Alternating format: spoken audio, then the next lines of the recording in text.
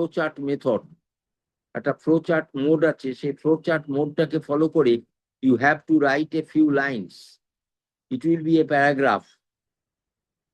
তা first of all আমরা we are to start with exercise 7।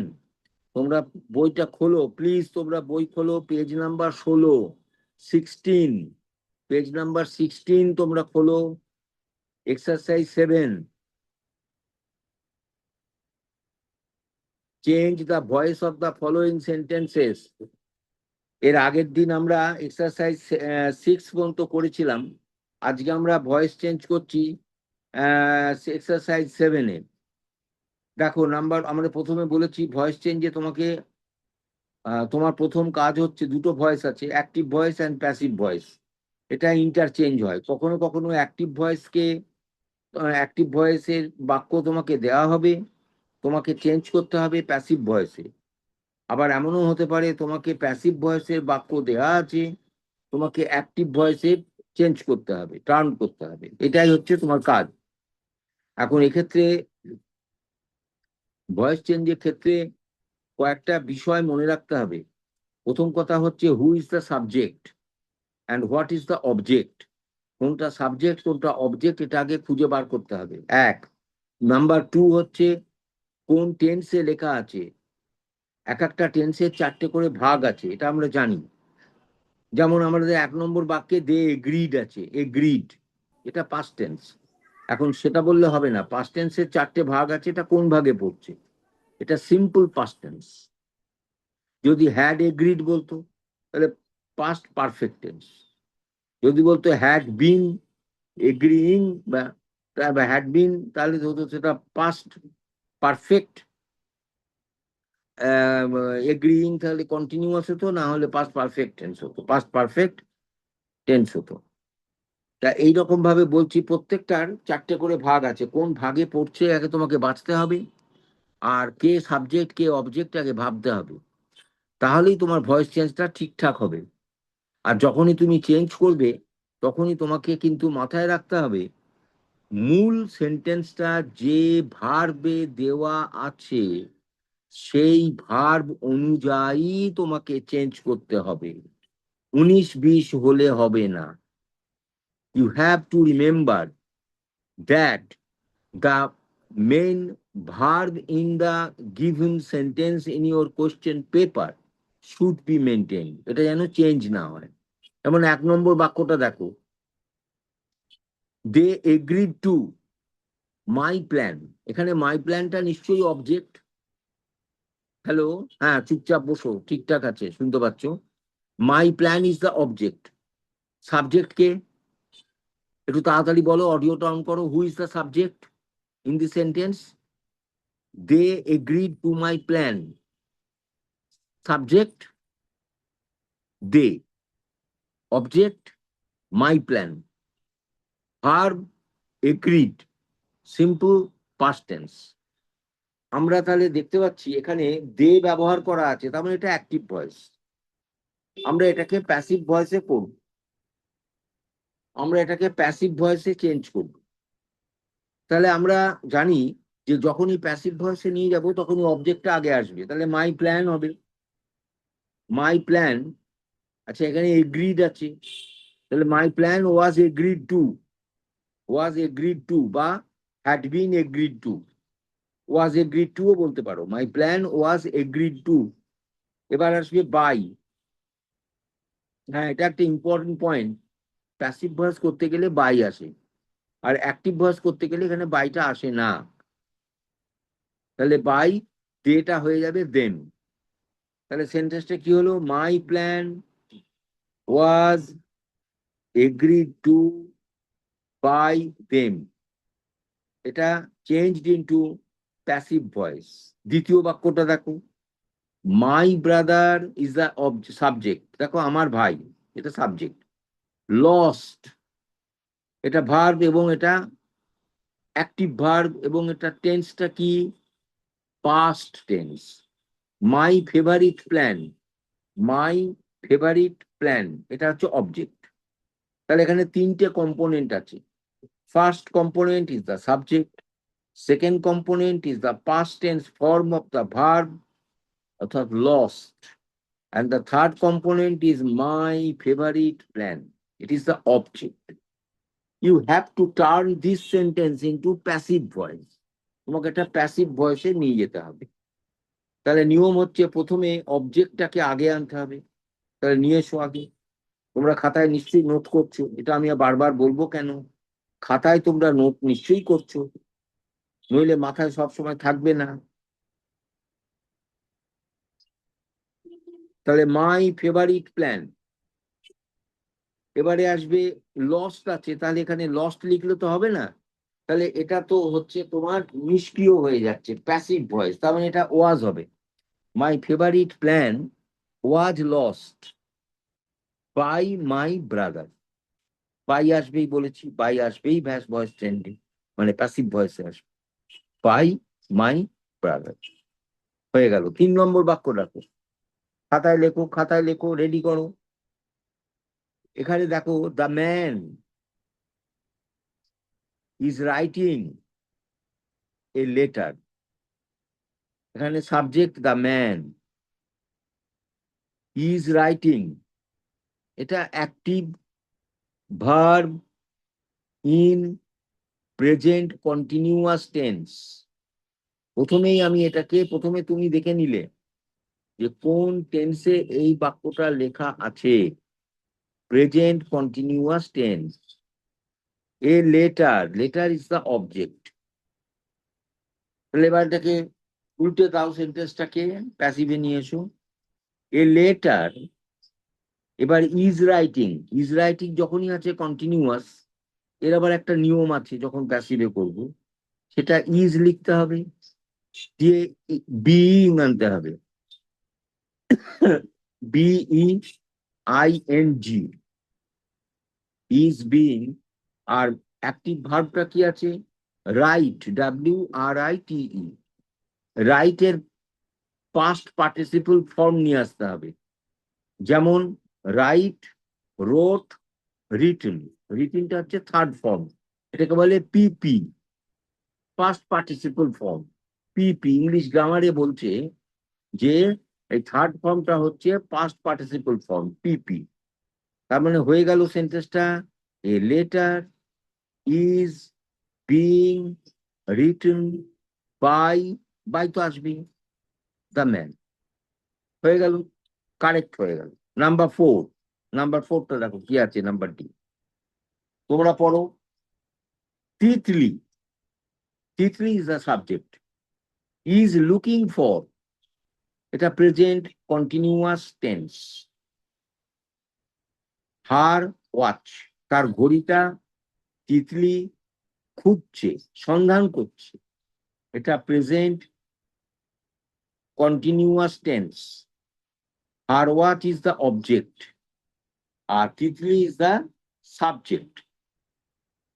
এটাকে টার্ন ইন্টু অ্যাক্টিভ ভয়েস, তাহলে কি হবে বলো, চেঞ্জ করো। হার ওয়াচ ই, আবার চঞ্চল, দোয়ারবাসিনী, তাড়াতাড়ি বসো বসো বসো, Dwarbasini girls school, you are late in joining, please please. হ্যাঁ, বি সাইলেন্ট। পেজ নাম্বার 16, তোমাদের টেক্সট বইতে 16 পাতা খোলো।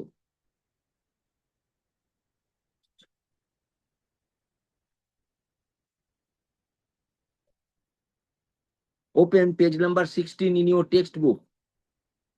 আমরা আজকে ভয়েস চেঞ্জ এই প্যাটার্নটাকে একটুখানি আলোচনা করে নিচ্ছি, যদিও আগের ক্লাসেও হয়েছে, আর একটু আমি ঝালিয়ে নিচ্ছি, নিয়ে আমি একটা অন্য বিষয়ে যাব, সেটা already I have told you. সেটা হচ্ছে আজকে ফ্লো চার্ট।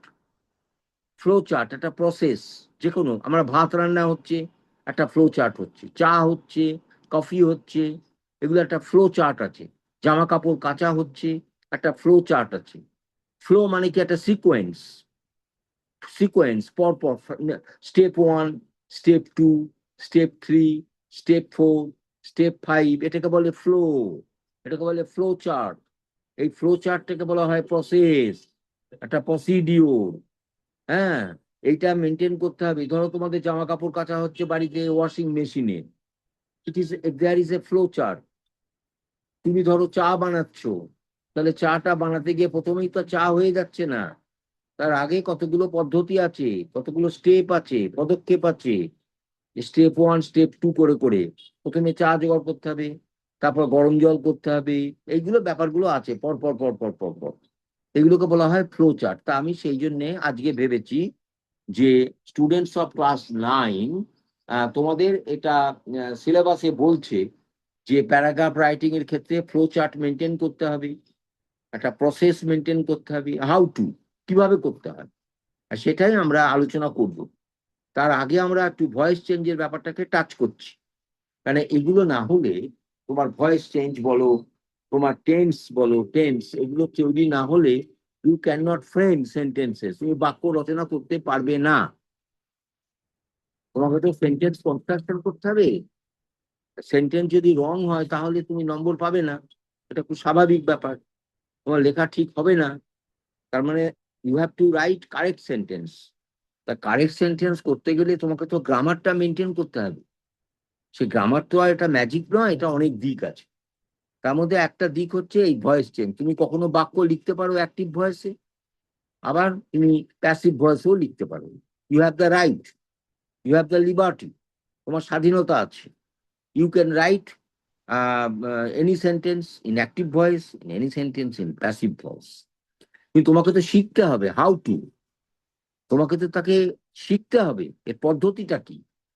সেই পদ্ধতিটাই আমরা এখানে ডিসকাস করছি, আর আমি ডিম্যান্ড করছি তোমাদের attention. Okay, I am demanding, I as your teacher, demanding your attention, your concentration. Okay, and you are demanding input materials. তোমরা কিছু materials input চাইছো, তা I am trying to supply the input to you. আমি চেষ্টা করছি তোমাদেরকে সেই ইনপুটটা দিতে। তা my dear students, please be calm and quiet and be attentive to what I say.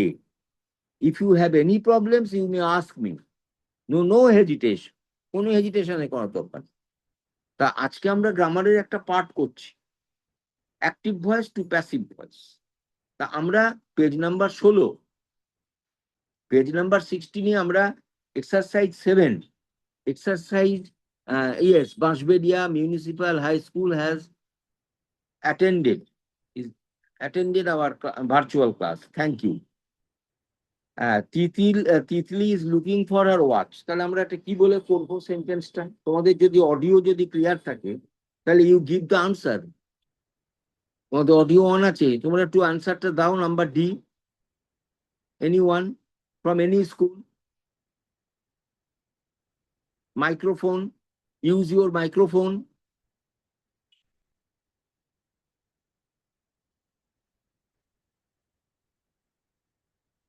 Use your microphone and answer confidently.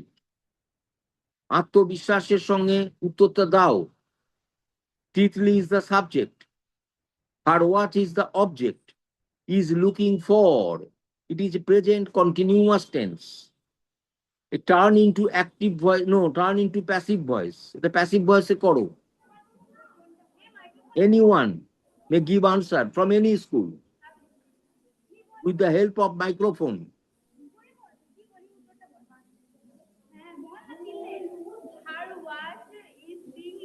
আমি শুনতে পাচ্ছি না মা।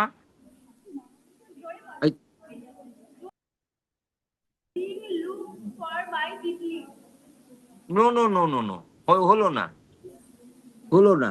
Titli is the subject, her watch is the object, is looking for is the active verb form in present continuous tense. এটাকে passive ভয়েসে করো। আগে উল্টে দাও সেন্টেন্সটাকে, আগে ভয়েসটা মানে করতে গেলে তোমার অবজেক্টটা আগে নিয়ে এসো। বলো, এবার বলো, বলো, অবজেক্টটাকে আগে নিয়ে এসো। ইয়েস, হার ওয়াচ। এবারে বলো ইজ, এটা কন্টিনিউয়াস আছে বলে একটা আলাদা শব্দ আনতে হয়, বিইং, BEING। বলো, আর ওয়াচ ইজ বিইং। আর লুকের পাস্ট পার্টিসিপল ফর্ম নিয়ে এসো। আর লুকের পাস্ট পার্টিসিপল ফর্ম নিয়ে এসো। Look, looked is being looked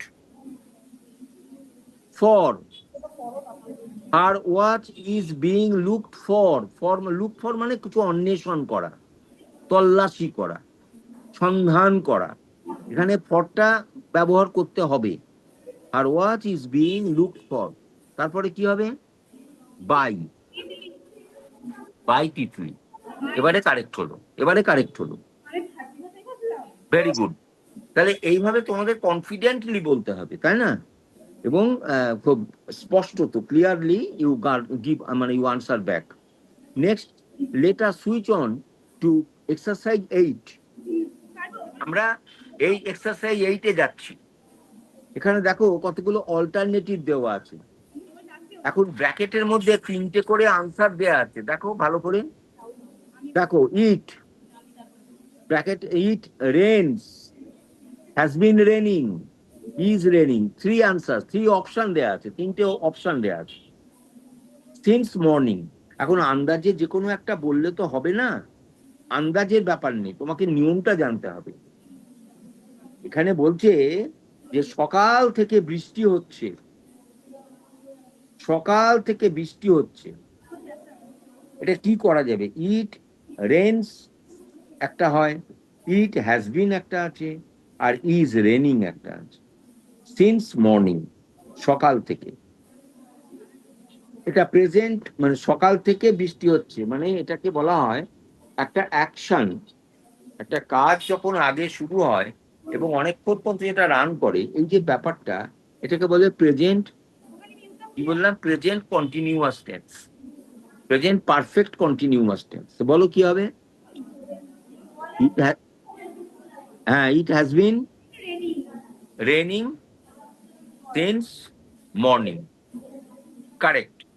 next আছে দেখো, লাস্ট সানডে, গত রবিবার, I went, had been going, go to the zoo. এখানে 3টে অপশন দেওয়া আছে, তাহলে কোন অপশনটা হবে কারেক্ট? ওয়েন্ট, এটা simple past tense. Okay, thank you. Number C, I will be, was, am in class 10 next year. কোনটা হবে? কোন, কি হলো, এত চিৎকার হচ্ছে কিসের, বুঝলাম না। এটা কোন উত্তরটা হবে? আই ড্যাশ, কোথায় হবে এটা? I will be, I will be in class next year, correct. এবার দেখো, Rina, have reached, had reached, has reached home just now. কোনটা হবে? Has reached. এটা, এটা একদম পারফেক্ট, প্রেজেন্ট পারফেক্ট, মানে এটা বেশিক্ষণ আগে হয়নি, এখনই বাড়ি পৌঁছিয়েছে, এই জন্য হ্যাজ রিচড। আর যদি বলতো কাল পৌঁছিয়েছে, তাহলে হ্যাড রিচড হতো, বা 2 ঘন্টা আগে পৌঁছিয়েছে, হ্যাড রিচড হতো। এগুলো তোমরা জানো। এইবারে আসছি আমরা, আজকে নতুন একটা টপিক শুরু করছি, যেটা আমি একটু আগে বলছিলাম,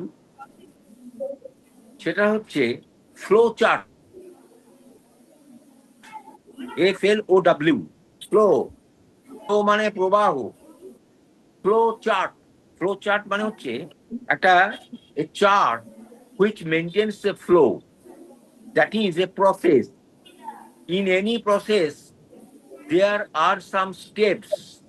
যে কোনো একটা প্রসেসে কতগুলো স্টেপ থাকে, তাই না? যে কোনো একটা প্রসেসে কতগুলো স্টেপ থাকে, মানে কতগুলো পদক্ষেপ থাকে। সেই পদক্ষেপ হচ্ছে নাম্বার 1, নাম্বার 2, নাম্বার 3, নাম্বার 4, এইভাবে তোমাকে পদক্ষেপ এগোতে হবে। এটাকে বলে ফ্লো চার্ট। ক্লিয়ার? তোমাদের এখানে একটা দেখো, একটা ফ্লো চার্টের একটা তোমাদের মডেল করা আছে তোমার বইতে, ভালো করে ফলো করো, পেজ নাম্বার 16। তোমাকে আগে কতগুলো হিন্টস দেওয়া হয়েছে, you are given a few hints, তোমাকে কতগুলো হিন্ট দেওয়া হয়েছে। তোমার দায়িত্ব হচ্ছে, with the help of the hints you are advised to write a paragraph. তোমাকে একটা প্যারাগ্রাফ তৈরি করতে হবে। ক্লিয়ার? তোমরা স্থির হও, একটু আননেসেসারি টক হচ্ছে আমার মনে হয়। আমাদের একাডেমিকের বাইরে গিয়ে আননেসেসারি টক হচ্ছে। প্লিজ বি সাইলেন্ট, এটা স্টপ ইট। আমরা একাডেমিক লাইনের বাইরে গিয়ে কিছু আননেসেসারি টক হচ্ছে, আমার কানে আসছে, তার দরকার নেই। তোমরা give attention to what we study. আমরা যা পড়াশোনা করছি এই নিয়ে হোক। তোমাদের কাছে মাইক্রোফোন থাকবে, you give answer me back, তোমরা উত্তর দেবে। Clear? Now we are starting our discussion on flow chart. You are giving a few points. You look at your page number 16। তোমরা 16 পাতাটা খোলো, তোমার দেখো একটা ফ্লো চার্ট দেওয়া আছে, পড়ো। আমি পড়ি বা তোমরা পড়ো, দেখি আমি পড়ি। Water taken in bucket, bucket মানে বালতি, ওয়াটার টেকেন ইন বাকেট, এটা 1 নম্বর step, number 1। Number 2, detergent powder mixed, মানে কাপড় ধোয়ার যে পাউডার সেটা মিশ্রণ করা হলো, second step. Third step, dirty clothes, dirty cloth মানে নোংরা জামা কাপড়, ডিপ, ডিপ মানে ডুবিয়ে দেওয়া হলো, যাকে আমরা বাংলায় বলি চুবিয়ে দেওয়া হলো, ফর 30 মিনিটস, আধ ঘন্টা ধরে ওগুলোকে জলে ডুবিয়ে রাখা হলো, থার্ড স্টেপ। নাম্বার 4, স্ক্রাবড, SCRUBBED, একটু ঘষা হলো, স্ক্রাবড মানে একটু ঘষা টসা হলো, রাবিং, রাবিং হলো, স্ক্রাবিং। 4 হলো। 5, ওয়াশড ইন ফ্রেশ ওয়াটার, জল ধোয়া করা হলো, টাটকা জলে একটু ধুয়ে নেওয়া হলো, এটা হলো 5th step. Number 6, rinsed and dried, rinse মানে একটুখানি মুচড়ে নেওয়া হলো, জল ঝরিয়ে নেওয়া হলো, অ্যান্ড ড্রাইড শুকনো হলো, এটা 6। 7, একটু প্রেসড, প্রেসড মানে তাকে ভালো করে মুচড়ে নেওয়া হলো, জলটা নিংড়িয়ে নেওয়া হলো। 7, রেডি টু ইউজ এগেন, তারপর ব্যবহারযোগ্য করা হলো, আবার সেটাকে ব্যবহার করা। তা দেখতে পাচ্ছি দেয়ার আর 7 স্টেপস, 7টা স্টেপ তোমাকে দেয়া হলো। Now it is your duty, with the help of these steps, with the help of these points, তোমাকে একটা লিখতে হবে, একটা প্রসেস করতে হবে। আমরা বুঝে গেলাম যে এই প্রসেসটার জন্য আমরা কি পাবো, কি প্রসেস, কি করছি, কাজটা কি? কাজ হচ্ছে জামা কাপড় ধোয়া, ওয়াশিং দ্য ক্লোথস, তাই তো? Washing the clothes. তা আমরা যখন বাড়িতে জামা কাপড় ধুই, তা সেই জামা কাপড় ধোয়ার আগে তো কতগুলো ব্যবস্থাপনা আছে, এটা কি বলা হয়? My dear students, please listen to, this is called flow chart. It is very important. তোমার বাড়িতে যখন তুমি চা বানাচ্ছ, চা তৈরি করছো, তার একটা ফ্লো চার্ট আছে। সেখানে জলটা প্রথমে গরম করো, 1 নম্বর, তারপরে তার মধ্যে চা দাও, সেকেন্ড, তার মধ্যে তারপরে তুমি চিনি দাও, থার্ড, তারপরে তুমি দুধ দাও, তারপরে তুমি রিঞ্চ করো, সেটাকে গুলিয়ে নাও, এটা একটা স্টেপ। তারপরে you pour it, you pour the mixture, the water into cups, কাপের মধ্যে ঢেলে দাও। এতগুলো স্টেপের পরে আমরা চাটা পাচ্ছি, ready to drink. This is called flow chart. এই ফ্লো চার্টটা তোমাকে শেখাচ্ছে ডিসিপ্লিন, হাউ টু, কিভাবে করতে হয়, কিন্তু তোমাকে সেন্টেন্স গুলো কারেক্ট লিখতে হবে। You have to write correct sentences. তা দেখো, তোমাদের একটা প্রসেস করার লেখা আছে, তোমাদের মডেল করে দেওয়া আছে, তোমাদের কাছে একটা মডেল। কি হলো? হ্যালো,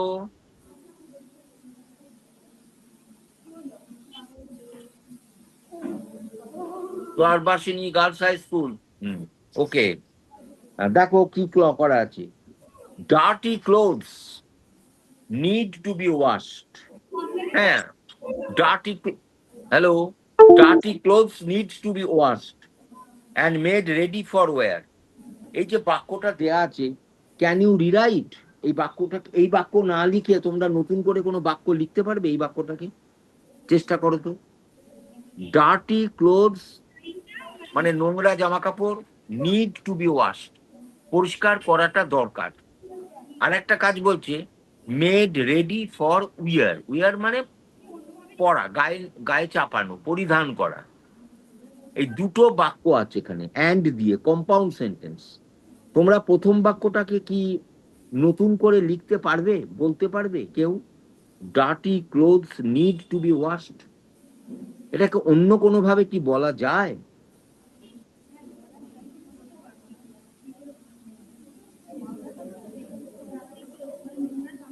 হ্যালো, এনি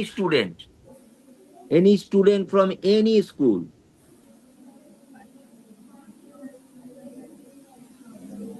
আমি কি বলতো, তোমরা কেন চঞ্চল? আমি কি বলছি আগে শোনো, আমি কি বলছি দেখো, বলছি যে dirty clothes need to be washed, ময়লা জামা কাপড় পরিষ্কার করাটা দরকার। এই বাক্যটাকে অন্য কোনো ভাবে কি আর বলা যায় ইন ইংলিশ ল্যাঙ্গুয়েজ? কেউ একজন বলো, from any school, with your microphone.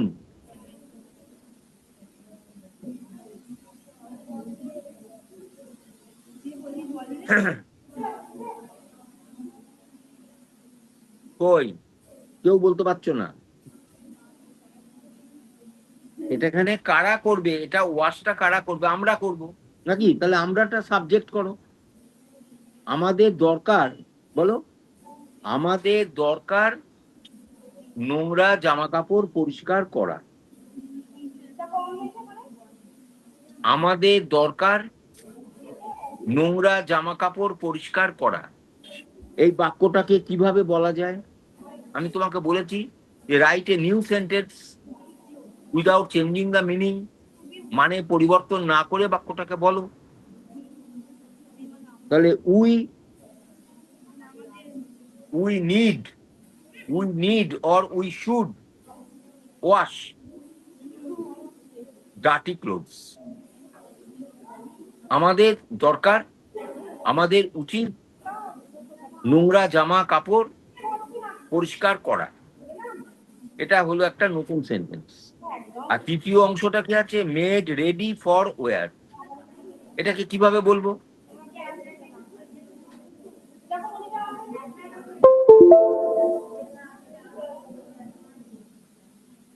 Made ready for wire, এটাকে আমরা কিভাবে বলবো?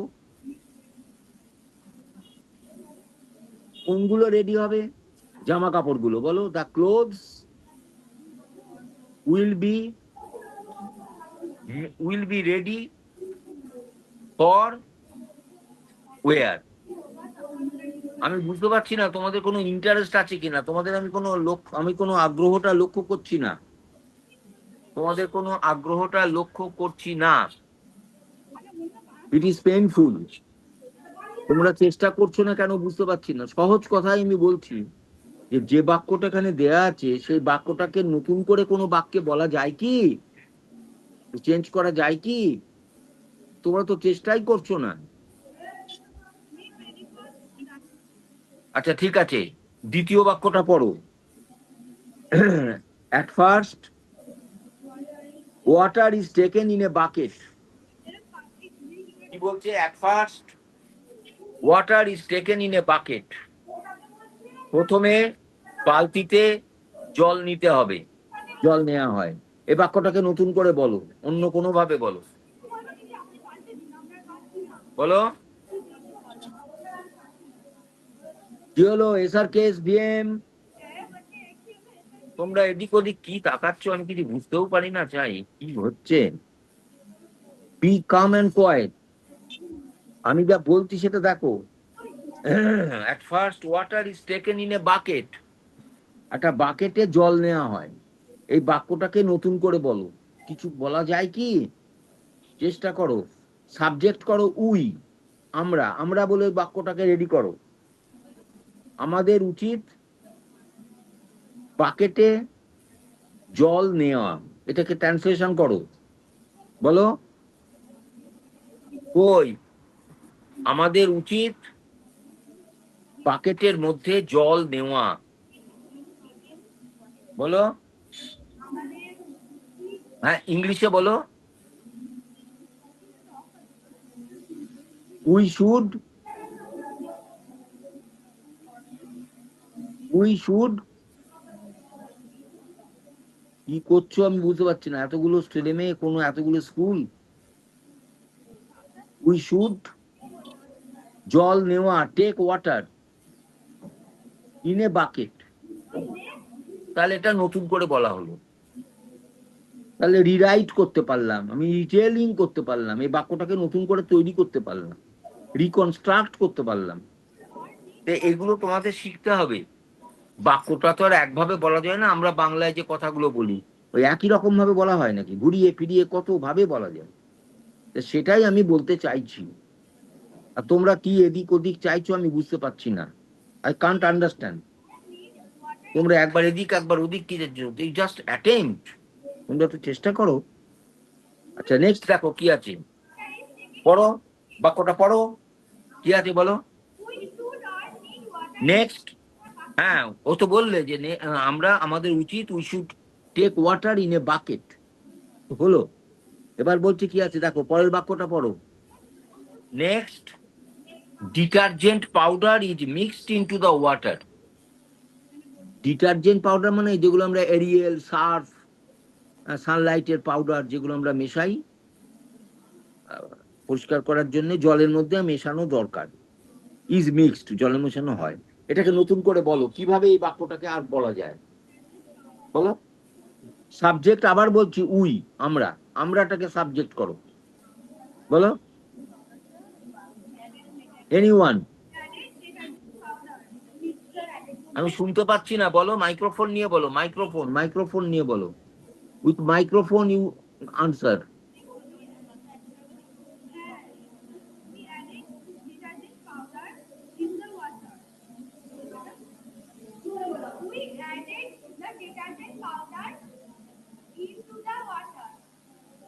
হ্যাঁ নেক্সট, আমরা বলো, আমরাটা সাবজেক্ট করো, উই শুড, ভার্ব কোনটা, ভার্ব মিক্স, মিক্স, তো বলো we should mix detergent powder into the water. এইবারে বাক্যটা নতুন করে একটা হলো। তারপরের বাক্যটা দেখো, then the dirty clothes are dipped into the mixture. এটুকু আগে হোক, ডিআইপি ডিপ, ডিআইপি ডিপ মানে ডুবিয়ে দেওয়া, ডিআইপি ডিপ মানে ডুবিয়ে দেওয়া। বলছে এরপর, দেন মানে এরপর, ময়লা জামা কাপড়গুলো ডুবিয়ে দেওয়া হয় ইনটু দ্য মিক্সচার, ওই মিশ্রিত জলে, পাউডার মেশানো জলে। এটাকে রিরাইট করো, ওটাকে নতুন করে আবার বলো, সেই আমরাটাকে ব্যবহার করো, উই বলো। Then we should, we should dip, we should dip, D I P, the dirty clothes into the mixture, dirty clothes into the mixture, into the mixture, and kept for 30 minutes. এটাকে বলা যাবে, তার মানে কোনগুলোকে রাখা হয় 30 মিনিটের জন্য? ওই জলে ডুবিয়ে রাখাটাকে, তাই তো? তার মানে দ্য ক্লোথস আর কেপ্ট, মানে we should keep the clothes dipped for 30 minutes. আর 30 মিনিটের জন্য, আধ ঘন্টার জন্য ওই জামা কাপড়গুলো ভিজিয়ে রাখা দরকার। তুমি এখানে একটা নতুন শব্দ পেয়েছো, ডিআইপি। ডিপ মানে কিছু ডুবিয়ে রাখা, কিছু জলের মধ্যে কিছু চুবিয়ে রাখা। আর একটা শব্দ আছে ডি ডাবল ইপি, ডিপ, সেটা জানো, ডিপ মানে গভীর। দুটো শব্দের উচ্চারণ এক, কিন্তু বানান আলাদা। একটা হচ্ছে ডিআইপি আর একটা D double E P. D double ইপিটা অ্যাডজেক্টিভ আর ডিআইপিটা verb. D double E P deep মানে হচ্ছে গভীর, আর ডিআইপি ডিপ মানে ডোবানো, সিঙ্ক করা, ডিআইপি ডিপ। ওকে, আচ্ছা। আর কি তুমি এখানে নতুন শব্দ কিছু আর পেয়েছো কিনা আমি জানি না। হ্যাঁ, যেমন একটা ভালো শব্দ পেয়েছো, WEAR। ওয়ার মানে কি? মানে পোশাক পরা, to put on, to put on, এটাকে বলে টু পুট অন, পরিধান করা, টু পুট অন। আচ্ছা নেক্সট দেখো, after that the clothes are scrub thoroughly one by one. Scrub মানে কি বললাম? SCRUB। স্ক্রাব মানে টু রাব, রাব মানে ঘর্ষণ করা, মানে ঘষা মাজা করা, স্ক্রাব ঘষা ঘষা, রাবিং, স্ক্রাবিং। এই বাক্যটাকে নতুন করে বলো, এই বাক্যটাকে নতুন করে বলো। আফটার দ্যাট সাবজেক্ট করো উই, আমরা, আমরাটাকে দিয়ে বলো। ভার্বটা বের করো, ভার্ব হচ্ছে স্ক্রাব। কই বলো,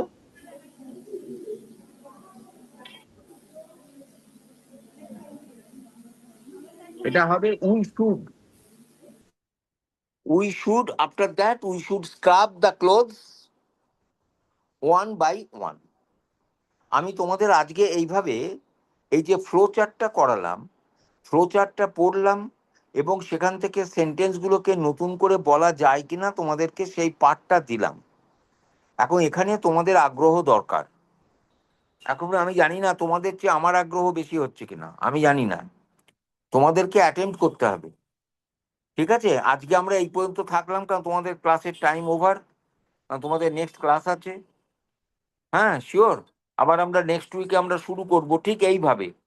বাড়িতে গিয়ে এই ফ্লো চার্টের ব্যাপারটাকে ভালো করে পড়ো, একটু রেডি হও। Thank you.